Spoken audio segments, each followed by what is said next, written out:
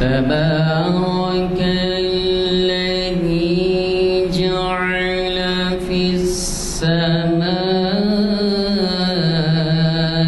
بروجا وجعل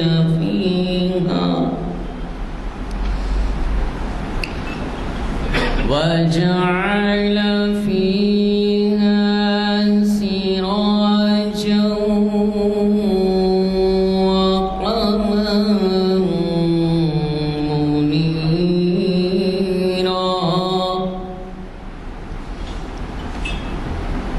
وهو الذي جعل الليل والنهار خلفة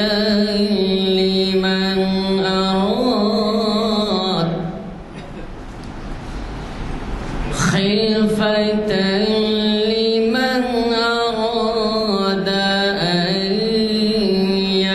يذكر أو أراد شكورا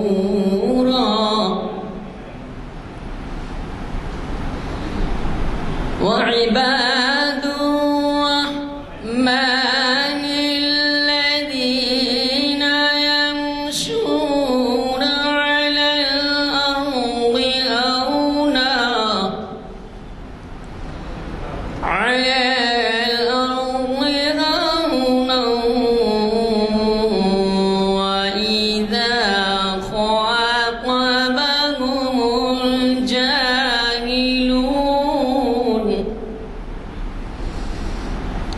وإذا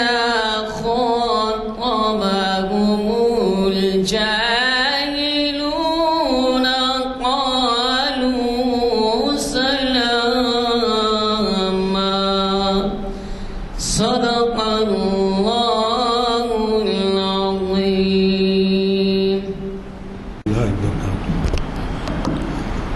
محترم حضرات، آج چہارشنبے کا دن اقبال سناسی کے 1084 لیکچر، جس کو ہمارے جانے مانے یہاں پر مخاطب کرنے والے لقاء الحق صاحب آپ کو مخاطب کریں گے. لقاء الحق صاحب اس سے پہلے بھی شریعت انفارمیشن سروس اور اسلامی تاریخ کے لیکچر کے اوپر بھی کافی بیانات یہاں پہ کر چکے ہیں. تو اقبال سناسی کے آپ کافی ماہر بھی سمجھے جاتے ہیں اور کافی خزانہ بھی ہیں. آپ جرمنی میں 20 سال رہ کر بھی اس سوشل کازز کے اوپر کافی ٹائم نکالے ہیں. تو اللہ تعالیٰ سے دعا ہے کہ اللہ تعالیٰ ہم کو صحت و شفا، صحت و تندرستی عطا فرما. اسی کے ساتھ میں دعا کرتا ہوں کہ آپ اور ہم کو بھی اللہ تعالیٰ آنے والے پریشانی اور بلائے سے محفوظ رکھے. ہماری جان، مال، عزت اور نفس کی اللہ تعالیٰ حفاظت فرمائے، آمین. میں مسجد عالیہ کی کمیٹی کے جانب سے لقاء الحق صاحب کو دعوت دیتا ہوں، آئے اپنے عنوان کے اوپر، جس کا عنوان ہے آج سحرکاری سے اقبال کا شغف اور اس کے وجوہات. سحرگاہی ابھی میں سمجھتا ہوں کہ صبح کے اول وقت کو کہا جاتا ہے. اسی میں اقبال کا اوصاف کیا تھے، اس کے وجوہات. میں جناب لقاء الحق صاحب سے گزارش کرتا ہوں آئے اپنے عنوان پر مخاطب کریں.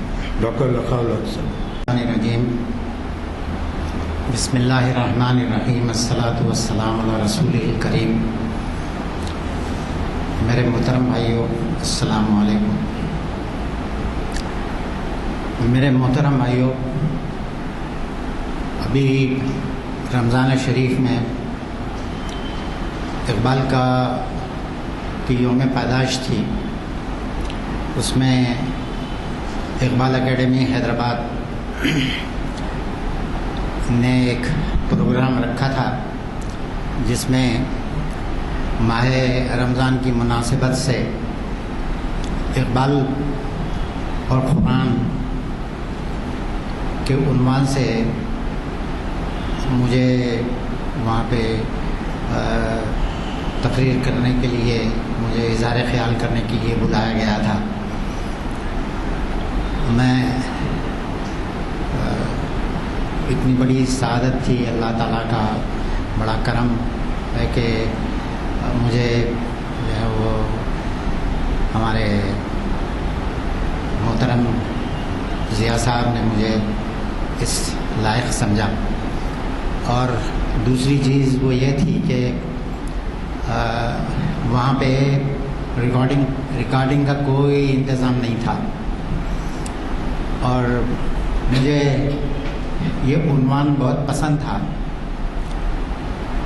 اور وہاں پہ ریکارڈنگ کا کوئی انتظام نہیں تھا، اس لیے میں نے یہ سوچا کہ وہ پورے کا پورا عنوان، چونکہ وہاں پہ ذرا ٹائم بہت زیادہ تھا، تو اسی تقریر کو تھوڑا سا کٹ شارٹ کر کے یہاں پہ بیان کر دوں تاکہ یہ کیمرے میں محفوظ ہو جائے، اور جو لوگ انٹرنیٹ پہ اس سے استفادہ کرنا چاہتے ہیں یا جو لوگ یہ کرنا چاہتے ہیں اپنا فائدہ اٹھائیں۔ میرے بھائیوں، میری زندگی ساری دو چیزوں کے اوپر ریسرچ کرتے ہوئے گزر گئی، ایک تو قرآن مجید اور دوسرا کلام اقبال۔ اور میں جب قرآن مجید پڑھتا ہوں تو مجھے بے تحاشا اقبال کے اشعار یاد آتے ہیں، اور میں یہ سمجھتا ہوں کہ ان آیات کو اقبال نے اپنے اشعار میں اس طریقے سے اس کو رچ دیا ہے کہ اچھا، بعض دفعہ تو ایسا ہوتا تھا کہ میں چونکہ جرمنی میں بھی اور گلف میں بھی میرا قیام بہت دن رہا، تو میں جب درس قرآن دیا کرتا تھا تو لوگ یہ کہتے تھے کہ ارے بھائی، آپ درس قرآن دے رہے ہیں کہ اقبال کا کلام سنا رہے ہیں؟ مگر میں کیا کروں کہ جب میں قرآن پڑھتا ہوں تو اقبال کے اشعار جو ہے وہ ایسا نظر آتے ہیں جیسا کہ اقبال نے بس انہی جو ہے نا آیات کو سامنے رکھ کے اقبال نے یہ جو بات کہی ہے۔ اور میں یہ سمجھتا ہوں، میں اپنی زندگی کا میں نے یہ وظیفہ بنا لیا ہے کہ اقبال اور قرآن دو ایسی چیزیں ہیں جو جزء لا ينفک ہیں، یہ کبھی ڈیوائڈ نہیں ہو سکتی، یہ کبھی جدا نہیں ہو سکتا، اور اس لیے ہر جگہ میں کوشش کرتا ہوں لوگوں تک کہ اس پیغام کو اور اقبال کے قرآن کے ساتھ شغف کو میں واضح کروں تاکہ ہماری موجودہ نسل اور ہمارے لوگ اقبال کے کلام کو اور قرآن مجید کو سمجھنے کی کوشش کریں۔ اور میرے بھائیوں، یہ جو ہے وہ اس چھوٹی سی تمہید کے بعد میں تھوڑا سا آپ کو قبل اس کے کہ میں اپنے لیکچر کی طرف آؤں، میں چند ایک مثالیں آپ کے سامنے پیش کرنا چاہتا ہوں۔ وہ یہ ہے، قرآن مجید کی پہلی آیت کیا ہے؟ اعوذ باللہ من الشیطان الرجیم، بسم اللہ الرحمن الرحیم، الف لام میم ذالک الکتاب لا ریب فیہ۔ یہ کتاب ہے جس میں شک و شبے کی کوئی گنجائش نہیں رکھی اللہ تعالیٰ نے۔ تو میں جب اقبال کے اشعار پڑھتا ہوں تو اسی بات کو اقبال نے ایسے بہتر طریقے سے بیان کیا ہے کہ آپ دیکھیں کہ اقبال کہتے ہیں، باتو گویم سرہاں روشن کتاب، آ تو میرے پاس آ، میں تجھ سے بتاتا ہوں کہ اس روشن کتاب کا حال کیا ہے، کیا اس کے اندر راز ہے، اس روشن کتاب کے اندر۔ باتو گویم سرہاں روشن کتاب، آفتاب آمد دلیل ہے آفتاب، آفتاب کا نکلنا خود آفتاب کی دلیل ہے۔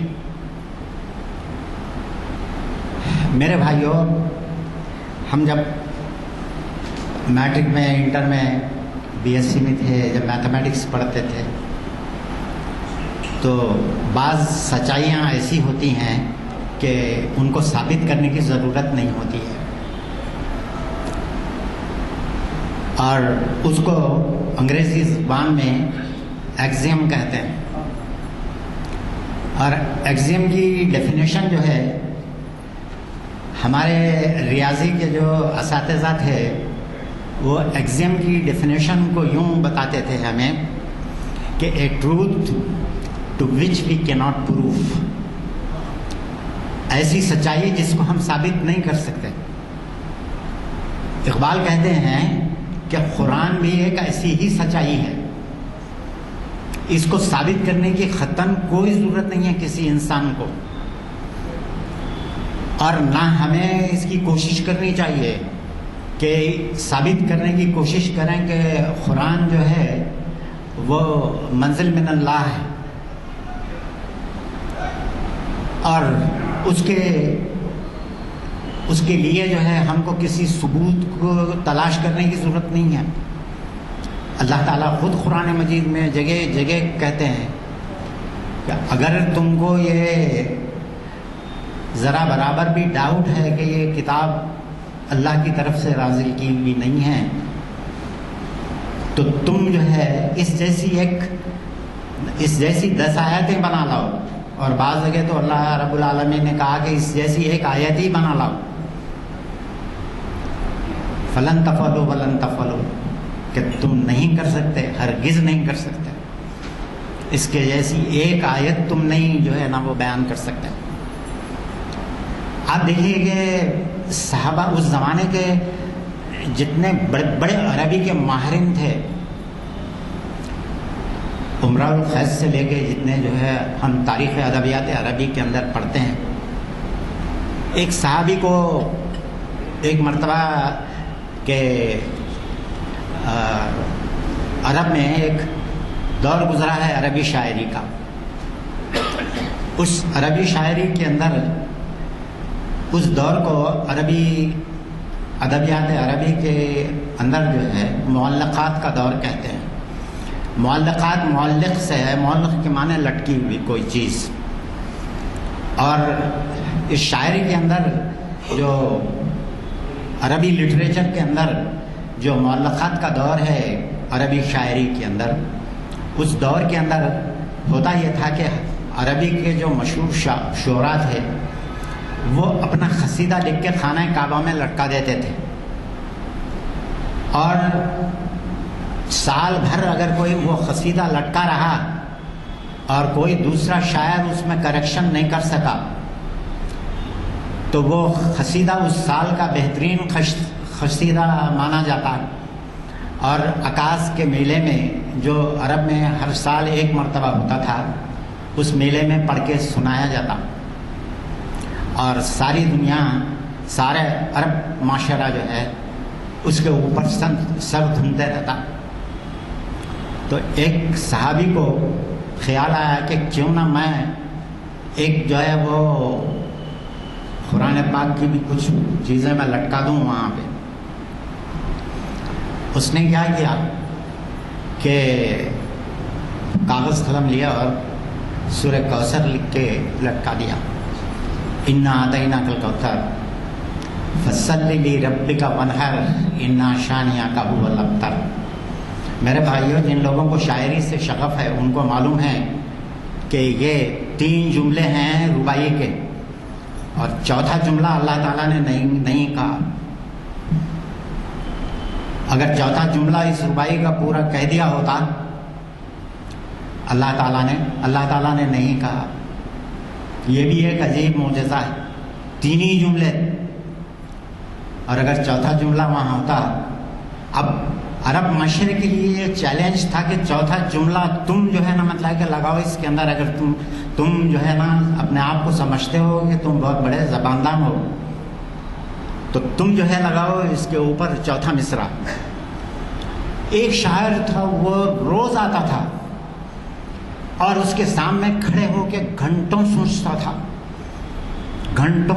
تھا اور چلے جاتا تھا. گھنٹوں کھڑے رہتا تھا، سوچتا تھا اور چلے جاتا تھا. آپ لوگوں کو حیرت کی کوئی انتہا نہیں ہوں گی. اس کے بعد اس نے جو ہے اس کے نیچے ایک جملہ لکھا کہ لیس ھذا کلام البشر، یہ کسی انسان کا کلام نہیں ہو سکتا۔ اس کی جو خوبیاں ہیں اور اس کے اندر جس طریقے کا زبان و بیان ہے اس کے اندر، یہ کسی انسان کا نہیں نظر آتا مجھے۔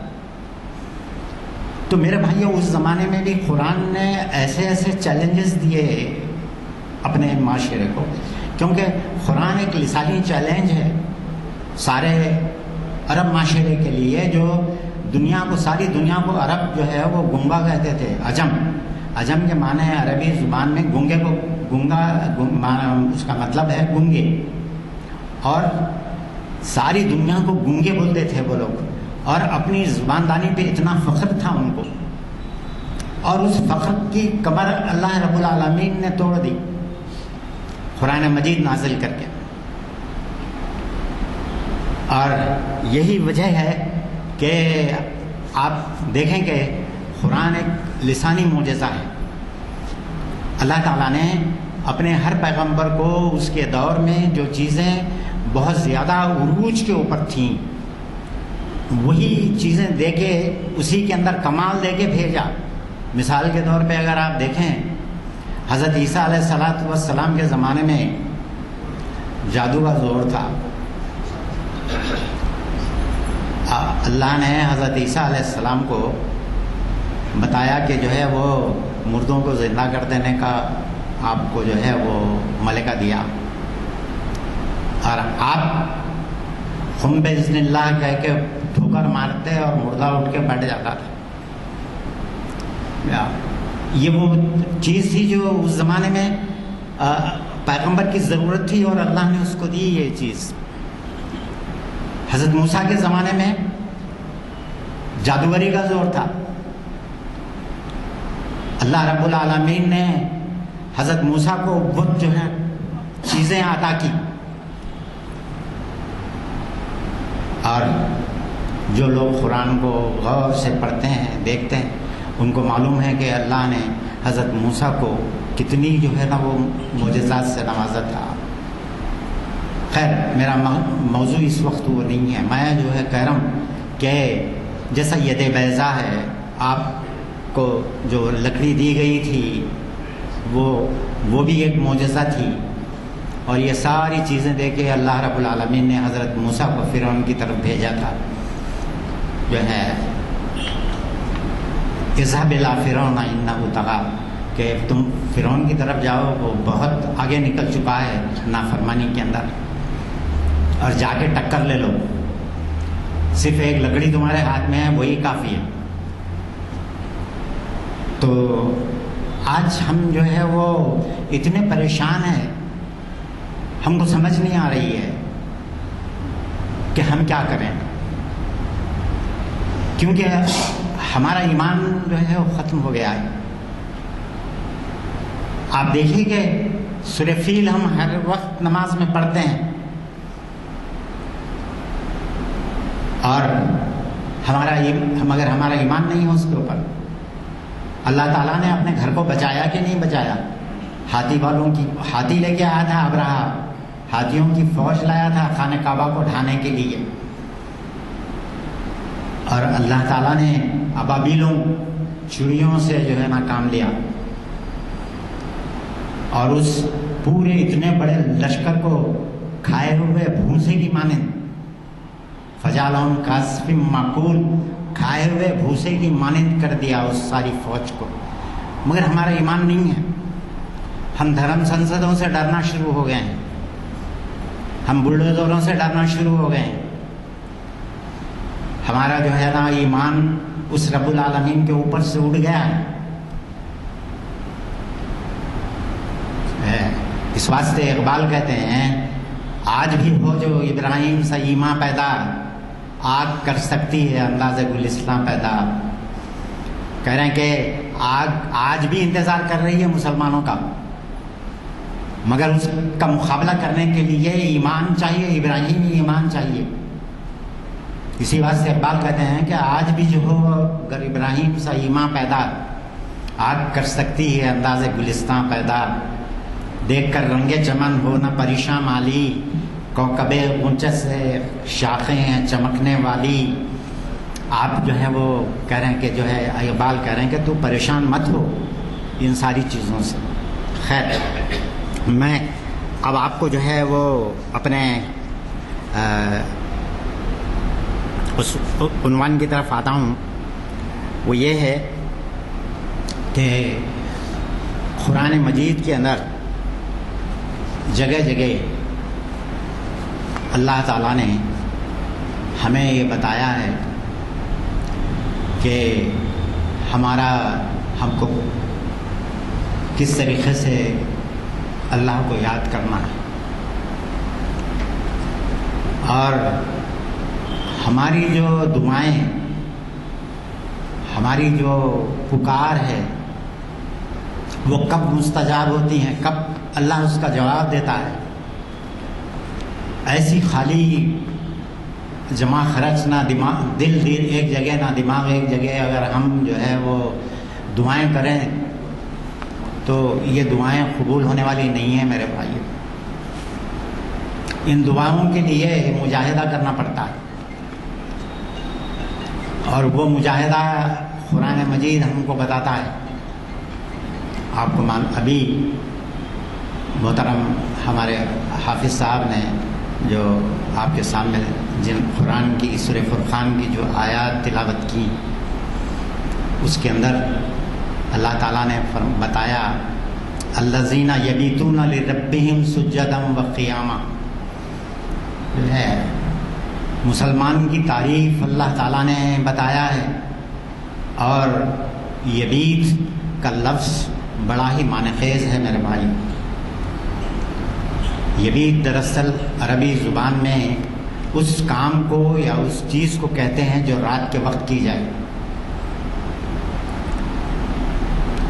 جو بھی کام آپ رات کے وقت، رات گزر جانے کے بعد آپ کرتے ہیں، رات کا ایک اچھا خاصا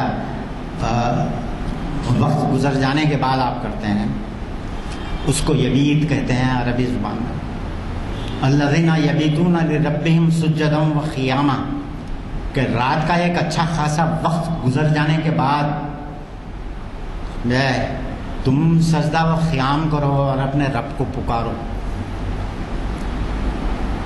کون ہے ہمارے پاس 5 وقت کی نماز ہی ہماری پوری نہیں ہوتی ہے.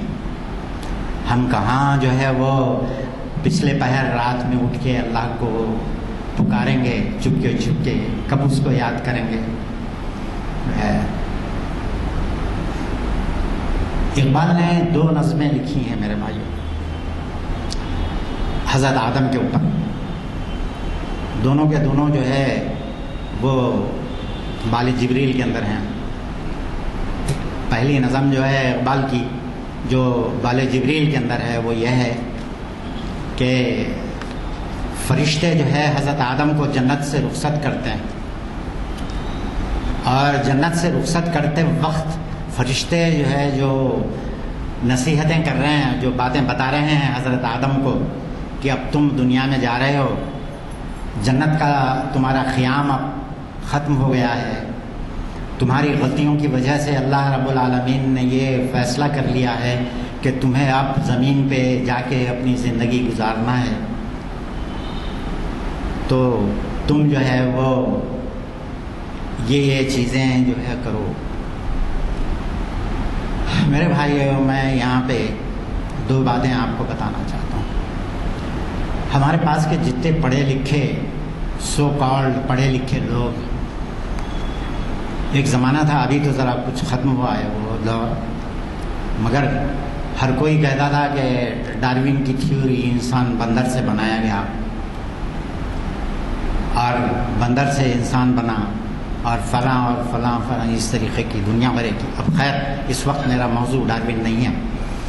میں آپ کو یہ بتا رہا ہوں کہ اقبال نے قرآن مجید کے اندر جس طریقے سے اللہ تعالیٰ نے تخلیق آدم کا جو منظر اللہ رب العالمین نے بیان کیا ہے، بے نہیں اقبال اس کو ویسے ہی بیان کرتے ہیں جیسا قرآن بیان کرتا ہے. اقبال کہتے ہیں کہ انسانی زندگی کا وجود پورے شعور کے ساتھ اللہ تعالیٰ نے انسان کو پیدا کیا اور اس کے بعد اس کو زمین پہ بھیجا.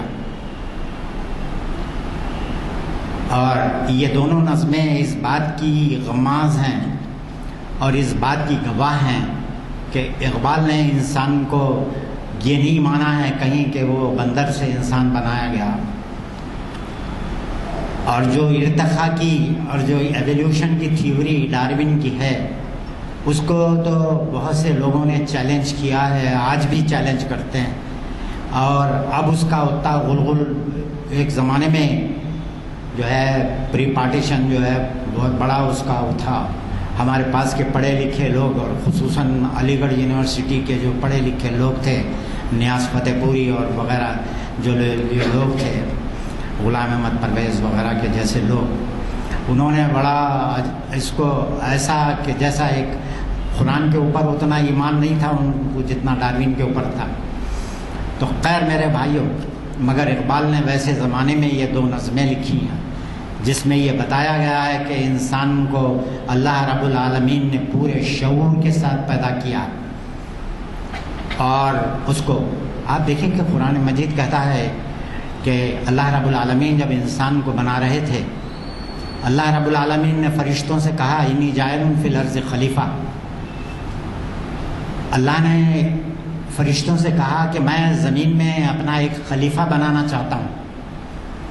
تو فرشتے کہنے لگے کہ اللہ تعالیٰ تیرے کو عبادت کرنے کے لیے ہم کافی نہیں ہیں، ہزاروں کی لاکھوں کی تعداد میں ہیں ہم، اور ہم تیری عبادت کر رہے ہیں، تیرے کو کافی نہیں ہے. نحن نسبح لک و بحمدک. اللہ تعالیٰ کہتا ہے کہ انی عالم ما لا تعلمون، کہ میں جانتا ہوں تم نہیں جانتے. اور اللہ نے حضرت آدم کو تخلیق کیا اور اس کے بعد ان کو جنت میں رہنے کے لیے کہا. یہ جو ہے وہ پورے کا پورا مضمون اقبال قرآن مجید سے لیتے ہیں اور اپنی ان دونوں جو نظمیں دونوں نظمیں ہیں اس کے اندر سمیٹتے ہیں. اور وہاں پہ حضرت آدم سے چوک ہوتی ہے، جن سے غلطی سرزد ہوتی ہے، اور اللہ رب العالمین نے غلطی سرزد ہونے کے بعد آدم کو سکھایا کہ اس کو کس طریقے سے ریکٹیفائی کیا جا سکتا ہے، اس کو کس طریقے سے معافی مانگی جا سکتی ہے. حضرت آدم فغوری کہتے ہیں ربنا ظلمنا انفسنا وَإِن لَّمْ تَغْفِرْ لَنَا تَرْحَمْنَا لَنَكُونَنَّ مِنَ الْخَاسِرِينَ، کہ اے پروردگار ہم سے بہت بڑی چوک ہو گئی، ان کو معاف کر دے. اللہ تعالیٰ ان کی غلطی کو معاف کر دیتا ہے وہیں پہ، اور اس کے بعد کہتا ہے کہ اب میں تم کو جنت میں تو رکھوں گا نہیں، تم کو اب دنیا میں جانا ہوگا. اس جو ہے نا اس منظر کو اقبال نے ایسے بہترین طریقے کے اوپر بیان کیا ہے کہ ایک تو فرشتے آدم کو رخصت کر رہے ہیں جنت سے، اور دوسری نظم کے اندر زمین جو ہے وہ استقبال کر رہی ہے آدم کا.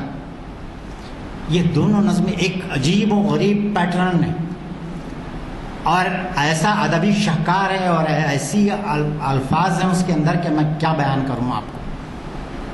فرشتے نصیحت کر رہے ہیں جنت سے بھیجتے وقت، کہہ رہے ہیں کہ گراں بہا ہے تیرا گری ہے سحرگاہی. کیا نصیحت کر رہے ہیں فرشتے آدم کو؟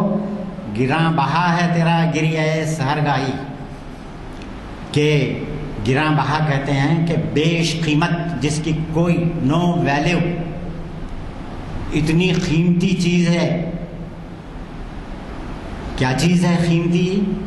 کہ صبح کے وقت اٹھ کے گڑ گڑانا اور اللہ سے دعا کرنا، اپنی غلطیوں کی معافی چاہنا، اپنے اور اپنی قوم کی ترقی کے لیے دعا کرنا. یہی کہہ رہے ہیں کہ گراں بہا ہے تیرا گری ہے سحرگاہی، اسی سے ہے تیرے نخل کہن کی شادابی. تیرا جو یہ درخت ہے، تیرا نخل کہن، تیرا یہ پرانا درخت جو ہے، یہ شاداب اسی وقت رہ سکتا ہے، یہ بارآور اسی وقت ہو سکتا ہے، پھل پھول اور پتے اسی وقت دے سکتا ہے جب کہ تو گڑ گڑائے اللہ کے حضور معافی مانگے اللہ کے حضور اپنی غلطیوں کا اعتراف کرے اور اللہ سے دعائیں مانگے، جبھی تو جو ہے وہ تیرا یہ درخت سرسبز ہو سکتا ہے، تو دنیا کے اندر ترقی کر سکتا ہے۔ آج ہم ہر جگہ مسلمانوں کو پٹتا ہوا دیکھ کے ہم حیرت زدہ ہیں، مگر یہ بتائیے کہ ہے کوئی اللہ کا بندہ جو راتوں میں جو ہے وہ اٹھ کے اپنے رب کو راضی کر لے؟ مجھے یاد آتا ہے RSS کا ایک لیڈر ایک مرتبہ کہا، مسلمانوں سے ڈرنے کی کوئی ضرورت نہیں ہے۔ جب جو ہے جمعہ کی نماز میں جو اتنی تعداد ہے ان کی جو آتی ہے مسجدوں کو، اگر جس دن فجر کی نماز میں آنے لگے تو اس دن ڈرو تم لوگ مسلمانوں سے، ورنہ مسلمانوں سے ڈرنے کی کوئی ضرورت نہیں۔ اقبال کہتے ہیں کہ کس قدر تم پہ گراں صبح کی بیداری ہے، ہم سے کب پیار ہے، ہاں نیند تمہیں پیاری ہے، طب آزاد پہ ہے قید رمضان بھاری، تم ہی کہہ دو یہی آئین وفاداری ہے، قوم مذہب سے ہے مذہب جو نہیں تم بھی نہیں، جذب باہم جو نہیں محفل انجم بھی نہیں، تم جو ہے تم بٹے ہوئے ہو، تم بے تکے قسم کے فقہی مسائل کے اندر کٹے ہوئے ہو، تم جو ہے نا مطلب وہ یہ ہے تمہارے اندر اتحاد اور اتفاق کی کمی ہے، یہ تو سید بھی ہو مرزا بھی ہو افغان بھی ہو، تم سبھی کچھ ہو بتاؤ تو مسلمان بھی ہو، دم تقریر تھی مسلم کی صداقت بے باک، عدل اسخاتا قوی لو سے مراحت سے پاک، تھا شجاعت میں وہ ہستی یہ فوق الادراک، خود گدازی نمے کیفیت صحبائش بود، خالی شود گوشت خودن صورت بینائش بود، کہ تمہارے پاس کیا ہے، تمہارا کاسا خالی ہے، تمہارے پاس کچھ نہیں ہے۔ میرے بھائیوں، اقبال کی تڑپ مسلم امت کے لیے، اور میں جو ہے وہ یہ بتا رہا ہوں کہ اقبال یہاں پہ آ کے بتا رہے ہیں کہ گراں بہا ہے تیرا گری سحرگاہی، اسی سے ہے تیرے نخل کہن کی شادابی۔ قرآن مجید کے اندر یہی ایک مقام نہیں ہے، قرآن مجید میں بیشتر جگہوں کے اوپر آپ کو معلوم ہے کہ اللہ رب العالمین نے جب معراج کے موقع پہ حضور اقدس صلی اللہ علیہ وسلم کو اپنے پاس بلایا تھا، تو اللہ رب العالمین نے آپ کو 5 نمازوں کا تحفہ عطا کیا تھا، اور یہ نمازیں جو ہے وہ اللہ نے کیا کہ ان الصلاۃ کانت علی المؤمنین کتابا موقوتا، کہ وقت کی پابندی کے ساتھ یہ نمازیں مومنین کے اوپر فرض کر دی گئی ہیں۔ اور اسی سورہ بنی اسرائیل کے اندر جس میں معراج کا ذکر ہے، اللہ رب العالمین نے پہلے تو جو ہجرت کرنے کا حکم دیا حضور اقدس صلی اللہ علیہ وسلم کو کہ آپ مکے سے اب آپ نکل جائیے، ہجرت کر کے مدینہ چلے جائیے، اور مدینے میں جا کے آپ کی جو حکومت قائم ہوگی اس کا کانسٹیٹیوشن بھی دے دیا اللہ رب العالمین نے۔ معراج کے دوسرے دن سورہ بنی اسرائیل نازل ہوئی، اور وہ پورے احکام جو ہے وَقَضَىٰ رَبُّكَ أَلَّا تَعْبُدُوا إِلَّا إِيَّاهُ وَبِالْوَالِدَيْنِ إِحْسَانًا، وہاں سے جو ہے وہ اللہ رب العالمین نے یہ پورے 14 احکام جو مدینہ کی اس ریاست کا کانسٹیٹیوشن بننے والا تھا وہ دے دی اللہ رب العالمین۔ اس کے بعد آپ صلی اللہ علیہ وسلم کو ہجرت کی دعا سکھائی، اس کے بعد حضور صلی اللہ علیہ وسلم کو اللہ رب العالمین نے ہجرت کی دعا سکھائی، قُلْ رَبِّ ادْخِلْنِی مُدْخَلَ صِدْقٍ وَأَخْرِجْنِی مُخْرَجَ صِدْقٍ وَاجْعَلْ لِی مِن لَّدُنْکَ سُلْطَانًا نَصِیرًا، کہ اے اللہ مجھے جہاں سے بھی نکال حق کے ساتھ نکال، صدق کے ساتھ نکال، اور جہاں مجھے لے جا صدق کے ساتھ لے کے جا، اور وَاجْعَلْ لِی مِن لَّدُنْکَ سُلْطَانًا نَصِیرًا، اور ایک اقتدار کو میرا مددگار بنا دے۔ اللہ نے دعا سکھائی محمد صلی اللہ علیہ وسلم کو، اور مدینہ کی ریاست عطا کر دی، اور آپ آ کے مدینہ کے اندر آپ نے اس کانسٹیٹیوشن کا امپلیمنٹ کیا.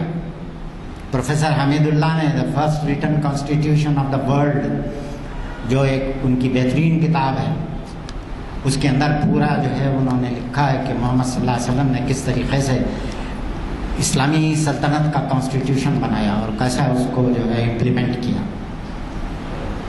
یہ آپ دیکھیں گے. اس کے بعد اللہ رب العالمین نے کہا وہاں پہ اسی سورہ بنی اسرائیل کے اندر بتایا کہ نمازوں کا ذکر پہلے ہی ہو چکا تھا، دے دیا تھا اللہ تعالیٰ 5 نمازوں کا. اس کے بعد اللہ نے کہا اقم الصلاۃ لدلوک الشمس الی غسق اللیل وقرآن الفجر ان قرآن الفجر کان مشہودا. میرے بھائیوں، اس میں اللہ نے نماز قائم کرو دن کے دونوں کناروں کے اوپر، پورے 5 وقت کی نماز کے ٹائمنگز جو ہے نا اس آیت کے اندر بیان کر دیے اللہ رب العالمین نے. اور اس کے بعد بتا دیا گیا کہ نماز فجر میں جو قرآن تلاوت کیا جاتا ہے وہی قرآن مشہود ہوں گا، قیامت کے دن کھڑا ہو جائے گا آپ کے لیے. آپ کی فجر کی نماز ہی نہیں ہوتی ہے تو قیامت کے دن جو ہے آپ کی مغفرت کرنے کے لیے، حالانکہ یہ قرآن تو مغفرت کر ہمارے لیے جو ہے نا وہ سفارش کرے گا، مگر قرآن اس کو اگر ہم نے فجر کی نماز کے اندر پڑھا ہی نہیں ہے، ہم نے سنا ہی نہیں ہے اور اس کے معنوں کے اوپر غور بھی نہیں کیا ہے، تو کس طریقے سے قرآن قیامت کے دن اللہ اس سے کہیں گا کہ قرآن یہ جو ہے نا ان قرآن الفجر کان مشہودا، کہ قرآن فجر جو ہے یہ کس طریقے سے مشہود ہوگا. میرے بھائیوں، یہ وہ چیزیں ہیں جس کو اقبال نے ہر جگہ اپنی جو ہے کلام کے اندر بیان کیا ہے. جگہ جگہ اقبال نے جو ہے اس کو ہم کو جو ہے دکھایا ہے. اب وہاں سے نکل چکے آدم، پہنچ رہے ہیں زمین کے اوپر. اقبال نے اس کی منظر کشی کی دیکھی ہے. دنیا کی لٹریچر کے اندر ایسی نظمیں اور ایسا زبان و بیان کا ایسا جو ہے وہ بہترین امتزاج کیا اردو کا کوئی شاعر کرے گا؟ کیا کوئی جو ہے نا سب پانی بھرتے ہیں میرے بھائیوں اقبال کے مقابلے میں. روئے ارضی اقبال کا وہ آدم کا استقبال کرتی ہے. اس کے اندر اقبال کہتے ہیں کھول آنکھ زمین دیکھ، فلک دیکھ، فضا دیکھ، کہ زمین جو ہے نا آدم کا استقبال کر رہی ہے اور جب اتارے گئے جنت سے زمین کے اوپر تو کہہ رہی ہے جو ہے نا زمین آدم سے کھول آنکھ زمین دیکھ، فلک دیکھ، فضا دیکھ، مشرق سے نکلتے ہوئے سورج کو ذرا دیکھ. یہ سورج جو مشرق سے نکل رہا ہے اس کو ذرا دیکھ. وہاں تو تیرے کو کوئی سورج ورج نظر نہیں آتا تھا جنت میں، یہاں تجھے سورج نظر آ رہا ہے. اور یہ سورج کا نظر آنا یہ جو ہے نا کس بات کی دلیل ہے میرے بھائیوں؟ اللہ تعالیٰ نے انسان کو جو زندگی دی ہے وہ زندگی اسی جو ہے سورج کے نکلنے اور ڈوبنے سے عبارت ہے. یہی دن رات جس میں جو ہے نا سورج طلوع ہوتا ہے، نکلتا ہے، ایک دن ہوتا ہے، دوسرا دن، پھر اسی طریقے سے سال، مہینے، سال اور اس طریقے سے صدیاں جو ہے گزر جاتی ہیں. اللہ تعالیٰ نے انسان کو ہر انسان کو وقت کا ایک خاص پیکج دیا ہے کہ یہ پیکج تم کو دیا جاتا ہے اتنے دنوں کا. والعصر ان الانسان لفی خسر، کہ تم کو جو ہے یہ پیکج دیا جا رہا ہے یہ ٹائم کا. انسان کی زندگی ٹائم باؤنڈ ہے میرے بھائیوں، اور وہ ٹائم کب ختم ہوگا ہم کو خود نہیں پتہ. ہر ایک کا ڈفرینٹ ہے اور اسی حساب سے وہ حساب لینے والا لے گا کہ یہ ٹائم تم نے کہاں گزارا، کس طریقے سے گزارا، کہاں گزارا. تو آپ یہ دیکھیے کہ کوئی اللہ کے سامنے سے ہٹ نہیں سکیں گا جب تک کہ یہ سوالوں کا جواب نہ دے دے کہ تم اپنا وقت کہاں گزارے، کہاں تھے، کیا کرتے رہے، یہ وقت کی نعمت جو میں نے تم کو دی ہے کیا فائدہ اٹھایا اس کا، تم نے کتنا تم نے اس کا جو ہے وہ یہ کیا۔ قرآن مجید کو غور سے پڑھیے تو ہر جگہ آپ کو نظر آئے گا کہ اللہ رب العالمین کہہ رہے ہیں کہ تجھ سے جو ہے نا ضرور پوچھا جائے گا۔ یہ وقت میں ایسی نئے حوالے کر دے رہا ہوں، یہ ایک بہت بڑی امانت ہے جو میں تمہارے سپرد کر رہا ہوں، اور اس کی جواب دہی تمہیں کرنی ہوگی۔ تو میرے بھائیوں، یہاں پہ جو چیز یہ بتا رہے ہیں اقبال، کھول آنکھ زمیں دیکھ، فلک دیکھ، فضا دیکھ، مشرق سے نکلتے ہوئے سورج کو ذرا دیکھ، اس جلوہ بے پردہ کو پردوں میں چھپا دیکھ، ایام جدائی کے ستم دیکھ، جفا دیکھ۔ میرے بھائیوں، میں سچ کہہ رہا ہوں کہ ایک ایک جملے کے اندر ایک ایک کتاب اقبال نے رکھ دی۔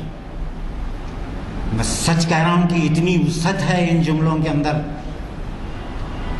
کہ میرے جیسے کم مایا انسان کے لیے یہ ممکن نہیں ہے کہ میں اس کو کھول کھول کے آپ کے سامنے بیان کروں۔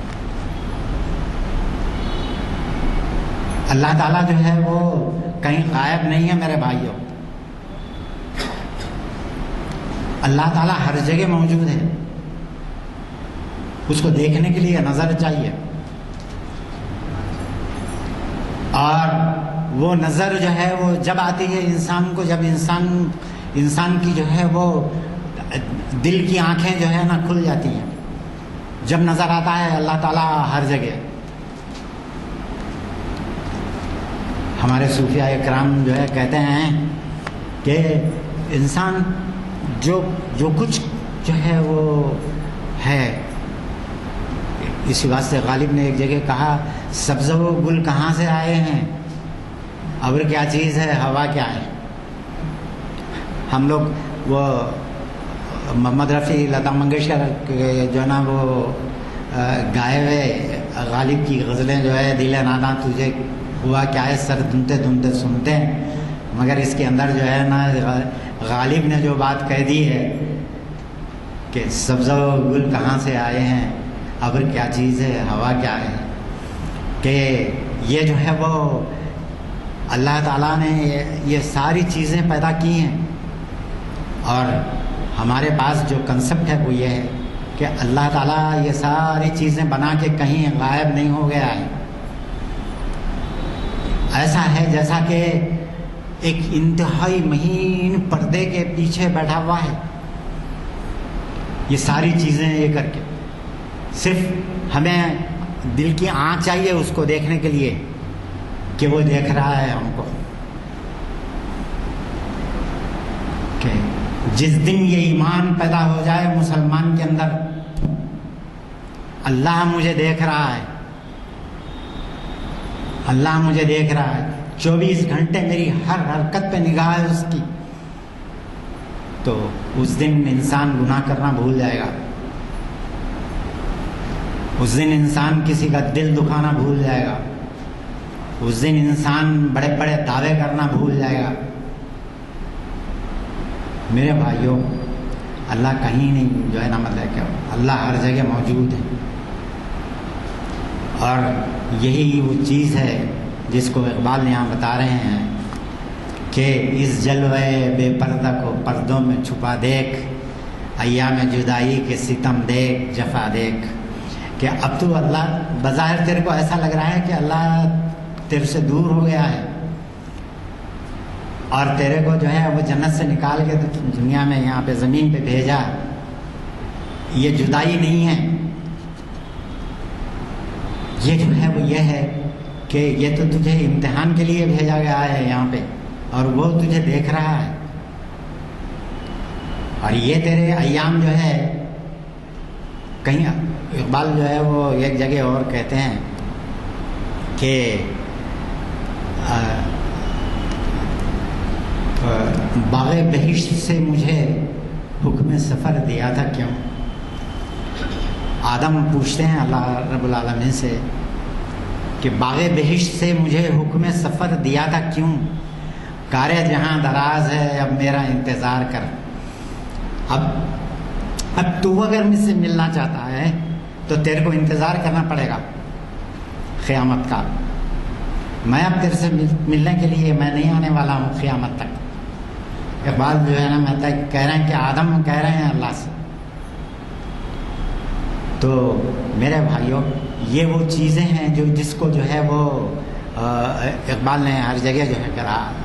اور آپ دیکھیے کہ قرآن مجید میں مومنین کی جو صفت اللہ نے بیان کی ہے اس میں کہا کہ وہ مستغفرین بالاسحار، کہ وہ لوگ ہیں جو پچھلے پہر، سحر کی جمع ہے اسحار، عربی میں سحر کی جمع اسحار، مستغفرین بالاسحار، کہ سحر سے پہلے جب ہم رمضان شریف میں سحر کے لیے آتے ہیں اس سے پہلے کا جو وقت ہے وہ تہجد کا وقت ہے. دراصل اس میں اٹھ کے دعائیں کرنا اور استغفار کرنا، والمستغفرین بالاسحار. اللہ نے کہا کہ قرآن مجید میں مومنین کی صفت بیان کی ہے اللہ نے کہ مستغفرین بالاسحار کہہ کے. اور ایک جگہ جو ہے قرآن مجید میں سورہ زاریات کے اندر اللہ رب العالمین نے جو ہے کہا ہے وَكَانُوا خَلِيلًا مِّنَ اللَّيْلِ يَهْجَعُونَ، کہ وہ لوگ راتوں میں بہت کم سوتے ہیں. ان کی پیٹیں بسترے سے بہت کم لگی رہتی ہیں راتوں میں. حضور صلی اللہ علیہ وسلم نے فرمایا کہ تم دوپہر کا خیل اللہ جو ہے اس سے مدد لو تہجد کے لیے.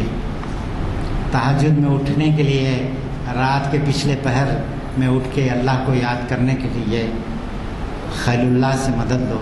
دوپہر کی نیند کو خیل اللہ کہتے ہیں.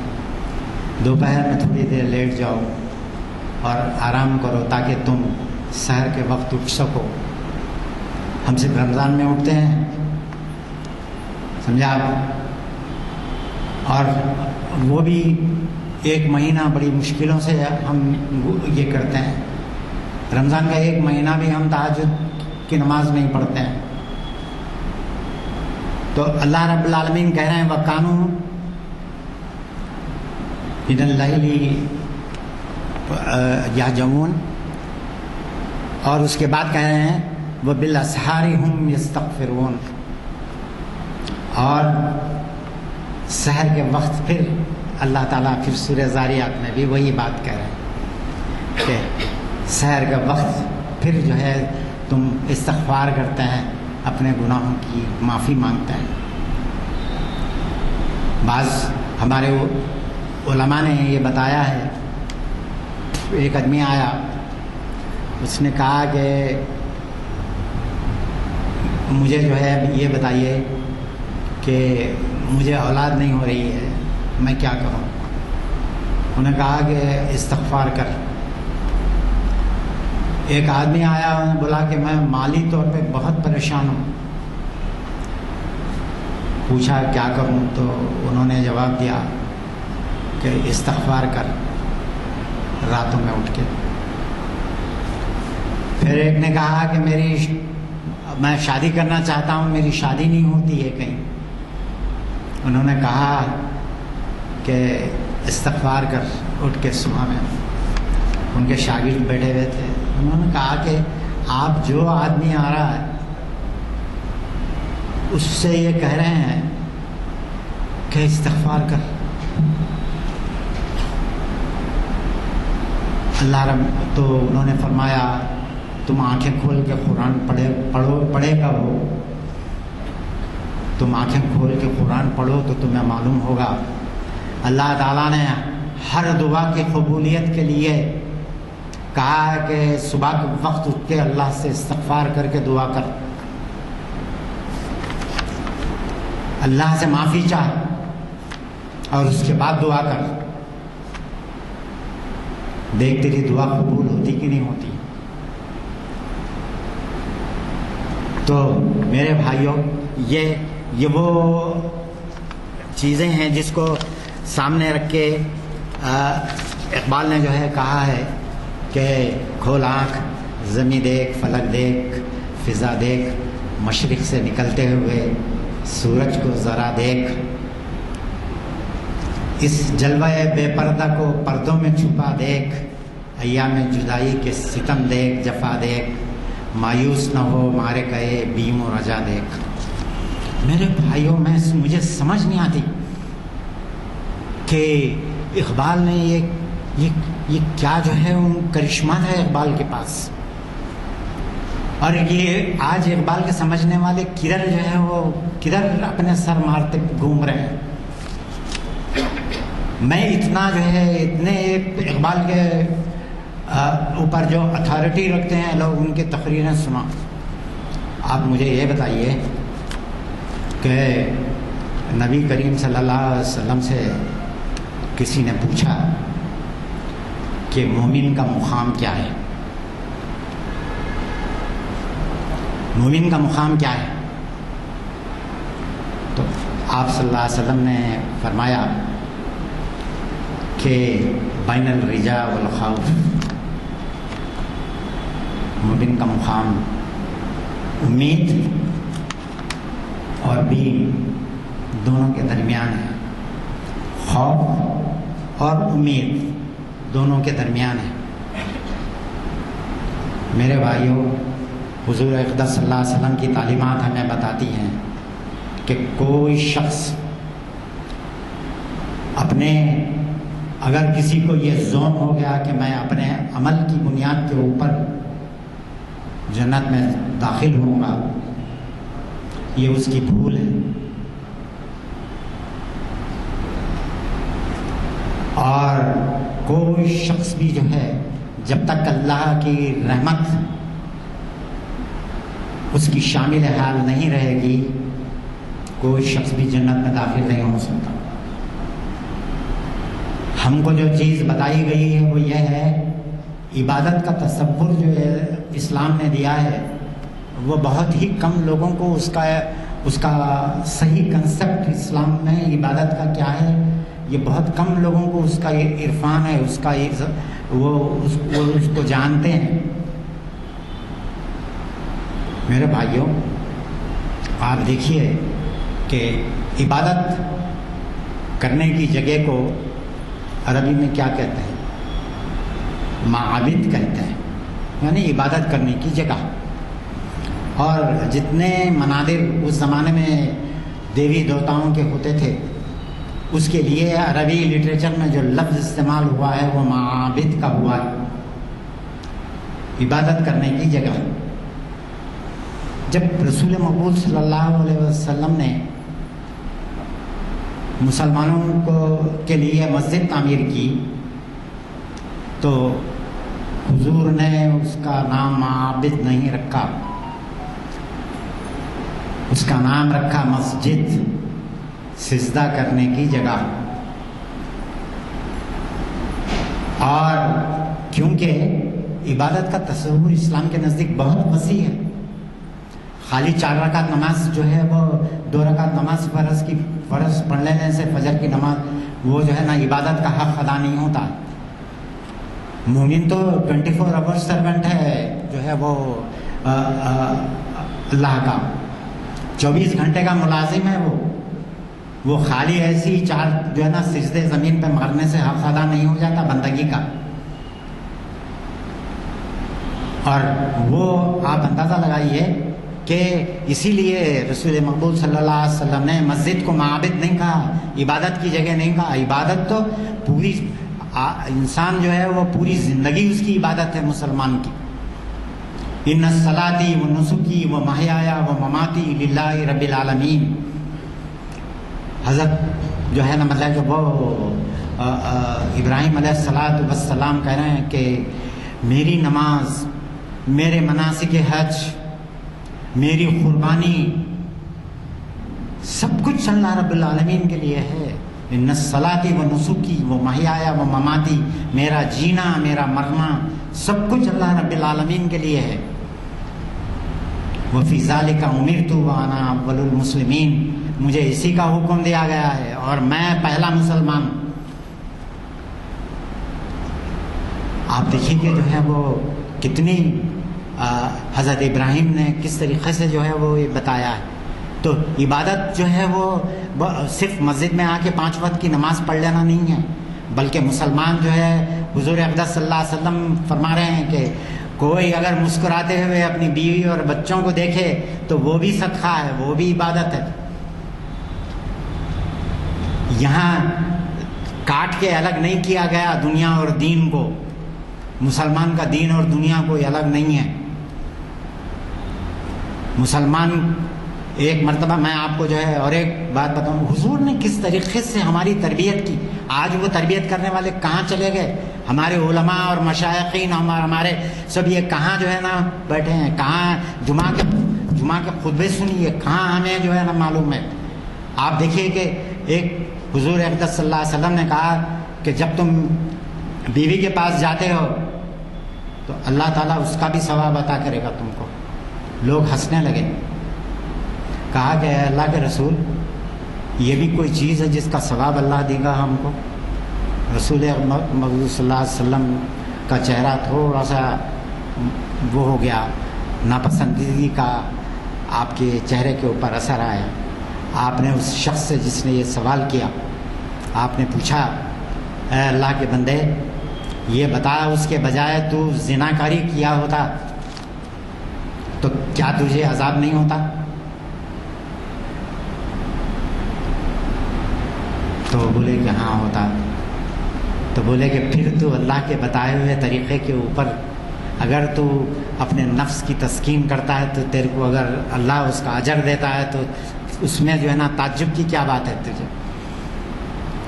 تو ہماری جو ہے وہ دنیاوی زندگی اور دینی زندگی کو کاٹ کے علیحدہ نہیں کیا گیا. سید قطب شہید رحمۃ اللہ علیہ نے ایک جگہ کہا ہے، اپنے جو ہے العدالت الاجتماعیہ فی الاسلام، ان کی بہت مشہور کتاب ہے، اس کتاب کے اندر انہوں نے کہا کہ اب اگر کسی دور میں لوگ اپنی جو ہے وہ اجتماعی زندگی کو دین سے کاٹ کے الگ کرنا چاہیں تو یہ اس دور کی کمزوری ہے، نہ یہ اس دور کی کمزوری ہے، نہ کہ اس دین کی آفت. یہ آج جو ہے وہ یہ ہے کہ ہمارے دین کے اندر دین اور دنیا کی کوئی تفریق نہیں ہے. ایک مومن سمندر کے اندر کشتی کے اوپر ایک بلے پہ سوار ہو کے نماز پڑھتے وقت بھی وہ اپنے اللہ سے ویسے ہی رشتہ قائم کر سکتا ہے جو خانہ کعبہ کے اندر کھڑے رہ کے بھی ایک انسان کر سکتا ہے. یہاں پہ اللہ نے کوئی جو ہے نا وہ ریسٹرکشنز نہیں رکھے کہ اس کے لیے، اس کو پکارنے کے لیے، اس سے تعلق جوڑنے کے لیے کوئی خاص جگہ، کوئی خاص مقام، کوئی خاص وقت متعین ہے. اللہ سے ہر وقت انسان جو ہے اپنا رشتہ جوڑ سکتا ہے، اپنا جو ہے وہ کنیکشن اپنا اللہ سے وہ پورا یہ کر سکتا ہے. میرے بھائیوں، یہ وہ ساری چیزیں ہیں جس کو سامنے رکھ کے اقبال نے جو ہے یہ نظمیں جو ہے وہ لکھی ہیں اور بتایا ہے کہ ہم کو جو ہے وہ اس میں کون سی جو ہے وہ چیزیں ہیں جہاں پہ آپ دیکھیے کہ ایک ایک جگہ چیزوں کو ایسا لگتا ہے کہ اب میں اس بات کی طرف آتا ہوں جس کو میں نے بیچ میں چھوڑا.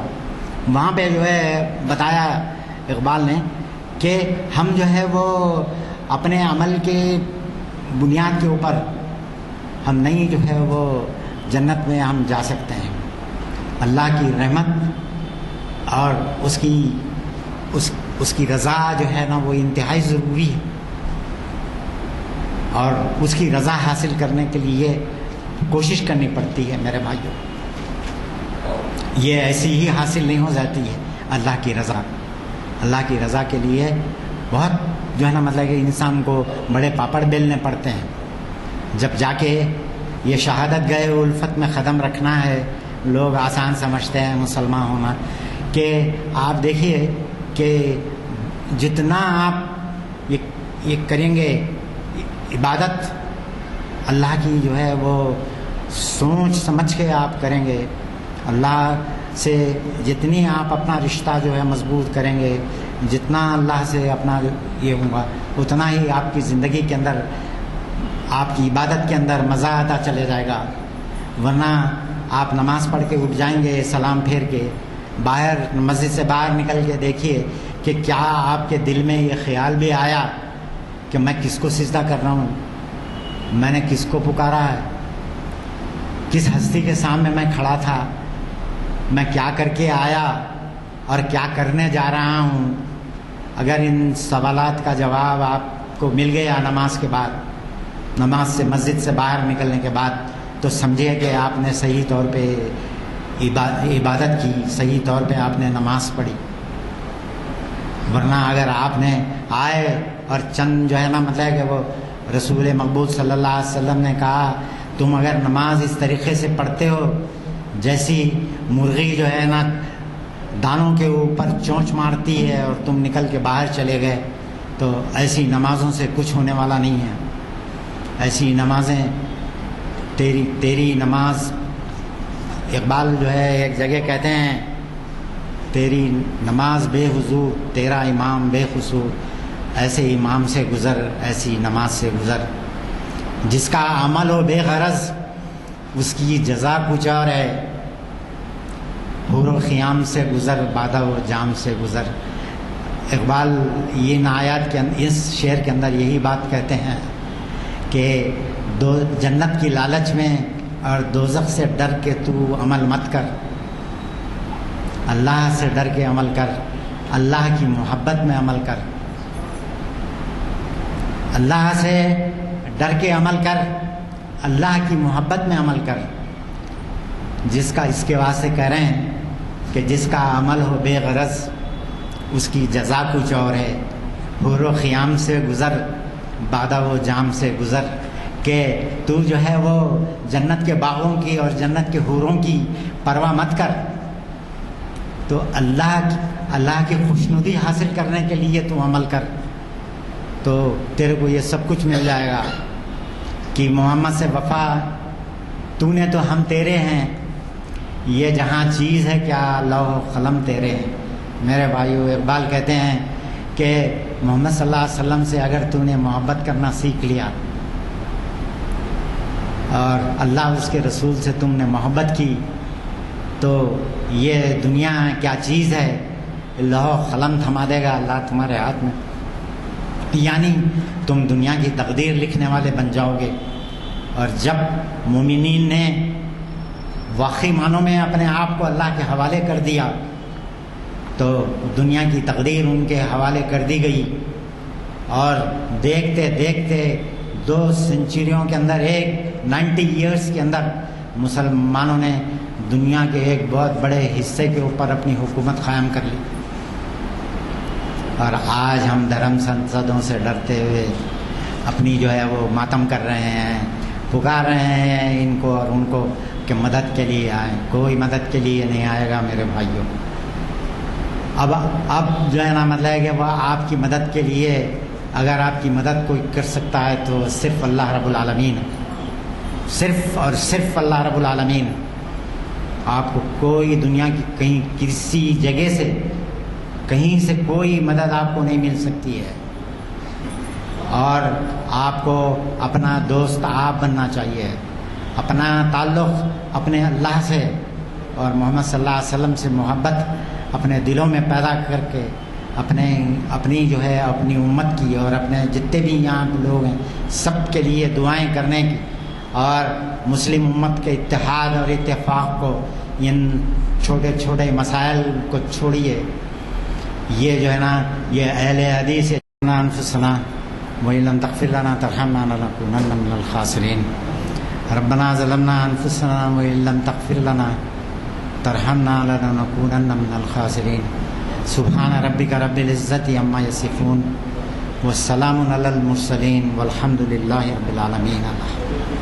جماعت اسلامی، یہ تبلیغی جماعت اور یہ جماعت وہ جماعت سب چھوڑیے، دیوبندی بریلوی یہ سب فضول باتیں ہیں، کوئی کسی کا ذکر قرآن مجید کے اندر نہیں ہے، یہ سب انسان کے بنائے ہوئے بت ہیں جس کو ہم پوج رہے ہیں، ان کو جو ہے وہ بالائے طاق رکھیے اور اسلام کی امت، مسلمان امت کے اتحاد اور اتفاق کے لیے کام کریے، اور اس پیغام کو ڈنکے کی چوٹ پہ جو ہے نا ساری اس انسانیت کے سامنے رکھیے، آپ ضرور دنیا میں کامران و کامیاب ہوں گے اور مسلمان پھر ایک مرتبہ اس کھوئی ہوئی عظمت کو واپس لے سکیں گے۔ پھر میں ایک مرتبہ کہوں گا کہ محمد سے وفا، تو نے تو ہم تیرے ہیں، یہ جہاں چیز ہے کیا اللہ و قلم تیرے ہیں۔ وآخر دعوانا الحمد للہ رب العالمین۔